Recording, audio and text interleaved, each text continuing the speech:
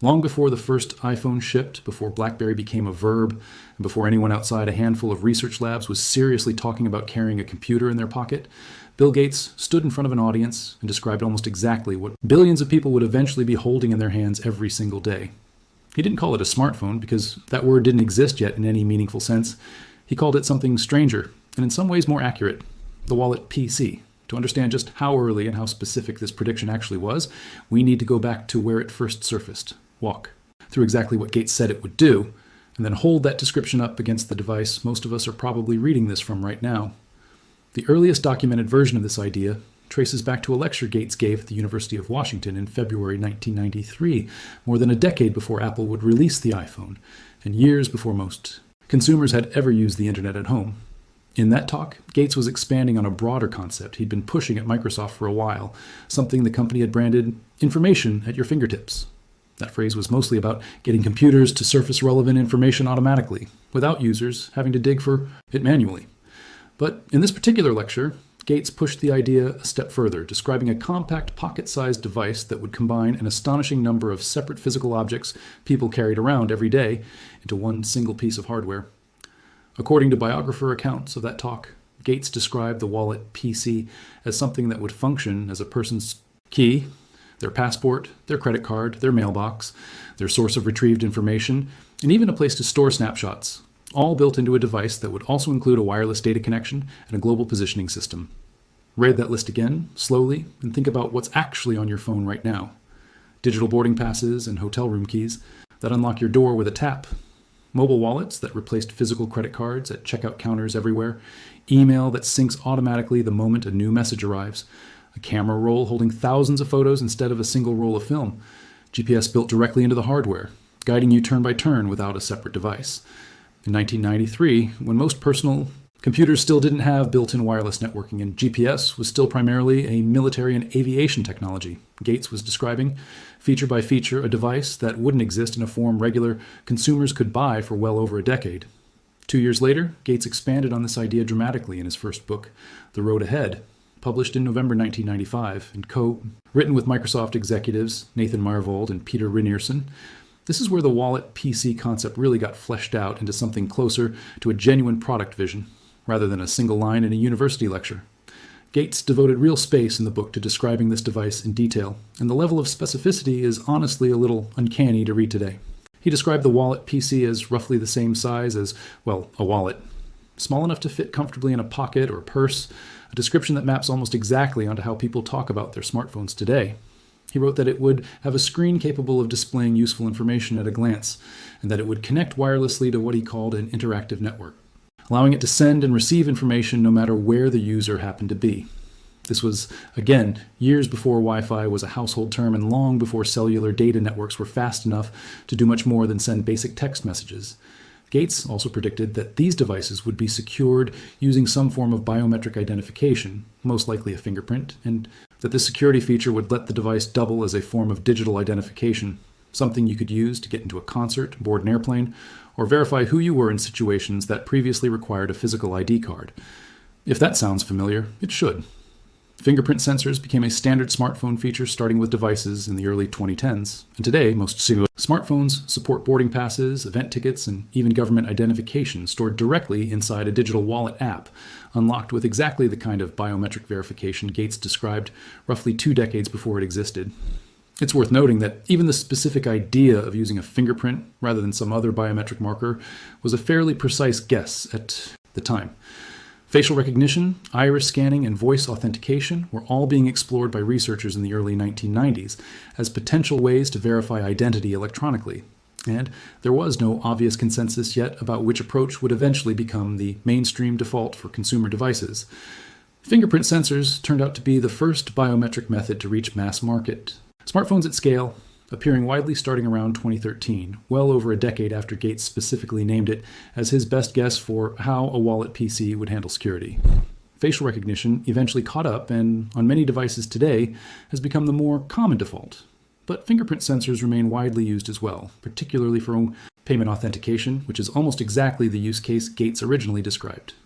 He went further still, predicting that the wallet PC would eventually replace paper money entirely as a form of payment, functioning as a digital wallet that could handle transactions without cash or a physical card ever changing hands. Anyone who has tapped their phone against a payment terminal at a coffee shop, a subway turnstile, or a vending machine in the last several years has lived out that exact prediction, even if the underlying technology, near-field communication chips, rather than the infrared data transfer gates originally imagined, ended up being different from what he specifically described. The GPS predictions were arguably even more precise. Gates wrote that a sufficiently advanced wallet PC would be able to tell its owner exactly where they were located anywhere on the surface of the Earth, and that it would help with navigation while traveling along real roads, monitoring traffic conditions, and suggesting alternate routes when problems came up. This is, essentially, a description of Google Maps or Apple Maps and modern real-time traffic rerouting, written years before consumer GPS devices from companies like Garmin and TomTom became commercially popular in the early 2000s, and well over a decade before Google Maps launched in 2005. At the time Gates wrote this, GPS accuracy for civilian devices was still deliberately degraded by the US government through a policy called selective availability, which wasn't turned off until May 2000, meaning consumer GPS wasn't even reliably precise enough to do what Gates was describing until years after his book was published. There's more. Gates predicted that the wallet PC would be able to overlay a user's location with different layers of contextual information, road conditions, weather, points of interest like campgrounds or restaurants, and that a user could essentially ask the device a natural language question, like where the nearest still open restaurant serving a specific type of food might be, and get an answer transmitted wirelessly back to them. That's not just a description of a mapping app. That's a description of asking a voice assistant a conversational question and getting a useful, location-aware answer back. A capability that wouldn't become mainstream until Siri, launched in 2011, followed by Google Assistant, Alexa, and the wave of AI-powered voice interfaces that have become standard on smartphones today. Gates even predicted specific sensor hardware that would eventually get built into these devices, describing wallet PCs that could include thermometers, barometers, altimeters, and heart rate sensors. If you've ever glanced down at a smartwatch or a fitness tracking app on your phone to check your heart rate, or used a weather app that pulls hyperlocal atmospheric data, you've used exactly the kind of sensor package Gates was imagining for a wallet-sized computer, back when the idea of a computer with a heart rate sensor sounded more like science fiction than a product roadmap. He even predicted a panic button feature, allowing a user to immediately summon emergency help at the press of a single control. Modern smartphones ship with almost exactly this functionality built directly into the operating system. Emergency SOS features that, with a few taps or a hardware button sequence, can automatically contact emergency services and share the user's real-time location with first responders. And in terms of price, Gates offered a range that, adjusted for the sheer novelty of what he was describing, wasn't far off from how premium smartphones would eventually be priced. He suggested these devices could range from inexpensive enough to be essentially disposable up to $1,000 or more for a more sophisticated version. A prediction that lines up almost exactly with how the smartphone market actually developed, from budget Android phones costing well under $200 to flagship iPhones and premium Android devices that regularly cross the $1,000 mark today. Taken all together, this is an extraordinarily specific set of predictions for someone writing in the early to mid-1990s, well before broadband internet, wireless data networks capable of streaming anything, or touchscreen interfaces were remotely mainstream. It's worth pausing on just how unusual that combination of accuracy really is. Plenty of futurists throughout history have made vague, big-picture predictions that sound impressive in hindsight because they were broad enough to fit almost any outcome. Gates's wallet PC predictions weren't vague. They specified form factor, size, connectivity, sensors, security methods, payment functionality, navigation features, and even natural language interaction. And an enormous share of those specific details turned out to be accurate, sometimes down to features that took 20 or more years to actually reach consumers. It's also worth noting that the wallet PC wasn't Gates' only notably accurate prediction from that same period, which suggests his forecasting in The Road Ahead wasn't a single lucky guess, but part of a broader, unusually well-calibrated read on where computing and media were headed. In the same book, and in a separate 1994 interview with Playboy magazine, Gates described a future where television would essentially merge with computing, where audiences would be able to choose exactly what they wanted to watch, whenever they wanted to watch it, streamed directly over a network rather than broadcast on a fixed schedule. That's a fairly precise description of on-demand streaming services, arriving more than a decade before Netflix pivoted from mailing DVDs to streaming video in 2007, and long before services like HBO Max would build entire business models around exactly the kind of on-demand, anytime viewing Gates was describing. Seeing that prediction land alongside the wallet PC forecast makes the overall picture more impressive, not less. This wasn't one isolated lucky guess, but part of a broader pattern of Gates correctly identifying several major shifts in consumer technology at roughly the same time, years before the infrastructure needed to support any of them actually existed. That said, it would be misleading to present this as some kind of flawless act of clairvoyance, and it's worth being honest about the parts Gates got wrong, because the mistakes are almost as interesting as the successes. In The Road Ahead, Gates made a notably cautious prediction about mobile video, writing that sending or receiving an individual video stream on one of these mobile devices would remain expensive and unusual. That assumption turned out to be dramatically wrong. Video streaming isn't just possible on smartphones today. It's arguably the single dominant use case for mobile data worldwide, from YouTube and TikTok to video calls that have become a completely normal part of daily communication. Gates, like almost everyone, writing about technology in the mid-1990s, badly underestimated how quickly wireless bandwidth would improve and how cheap data transfer would eventually become. There's also a deeper irony buried in this story, one that goes beyond just which individual features Gates got right or wrong. Gates predicted the wallet PC in a remarkable technical detail, describing something that functions almost exactly like a modern smartphone. But Microsoft, the company he built and led for decades, never actually managed to build that device successfully. Microsoft did try, repeatedly, across multiple product lines throughout the 1990s and 2000s, the handheld PC starting in 1996, the palm-sized PC, later renamed the Pocket PC, and eventually Windows Mobile, which powered a whole generation of early smartphones and PDAs before Apple's iPhone and Google's Android effectively ended Microsoft's mobile ambitions within just a few years of their respective launches. Gates even personally previewed the concept of a tablet-style computer at the Comdex trade show in 2000, years before Apple would release the iPad, and redefine what a consumer tablet could look like. It's worth walking through that failed execution in a bit more detail because the gap between Microsoft's early mobile products and Gates' original wallet PC vision is almost as instructive as the prediction itself. The Windows CE-based handheld PCs of the late 1990s were bulky, monochrome screen devices aimed mostly at business users who wanted a portable way to check email and manage a calendar. A far cry from the sleek, sensor-packed, GPS-equipped device Gates had described just a few years earlier. Windows Mobile, which followed in the 2000s, gained real traction for a while, particularly among enterprise users and early smartphone adopters. And, at its peak in the mid-2000s, Microsoft's mobile operating systems held a meaningful share of the smartphone market. But the interface was still built around a stylus and small on-screen buttons, designed for a world of physical keyboards and precise pointer-based navigation rather than the touch-first, finger-friendly interface Apple would introduce with the original iPhone in 2007. Windows Mobile struggled to adapt quickly enough, and by the time Microsoft released Windows Phone as a from-scratch redesign in 2010, both Apple's iOS and Google's Android had already built commanding leads in app ecosystems and developer support that Microsoft was never able to meaningfully close. Microsoft officially discontinued Windows Phone support in 2017, roughly a quarter century after Gates first stood in front of an audience and described in impressive detail almost exactly what a successful version of that device would eventually need to do. In other words, the man who arguably predicted the smartphone's core feature set more precisely and more thoroughly than almost anyone else writing at the time also happened to run the one major technology company that never managed to turn that prediction into a commercially successful product of its own. Apple built the device Gates described. Microsoft, despite Gates having practically written the spec sheet for it years in advance, ended up watching from the sidelines as its mobile operating systems were discontinued one after another, unable to keep pace with iOS and Android once touchscreens, app stores, and mobile-first software design became the standard the entire industry converged around. That gap between prediction and execution says something interesting about how innovation actually works, and it's worth sitting with for a moment. Correctly identifying where technology is headed, even years or decades in advance, and with remarkable specificity, doesn't automatically translate into being the company or the person who successfully builds it.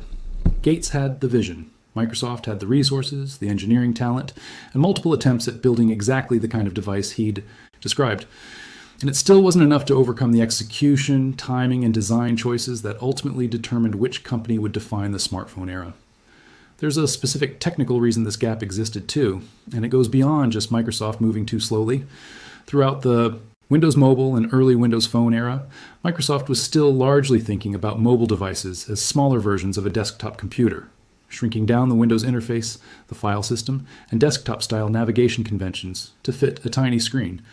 Apple took a fundamentally different approach with the iPhone, designing the operating system from the ground up, specifically for a touchscreen and a much simpler app-centric model of how software should be organized and discovered. That difference in underlying philosophy turned out to matter enormously. A device can have all the right individual features, GPS, wireless connectivity, a camera, a touchscreen, and still lose badly in the market if the software experience built around those features doesn't feel intuitive to an ordinary person picking it up for the first time. Gates predicted the hardware and connectivity features of the smartphone with remarkable precision.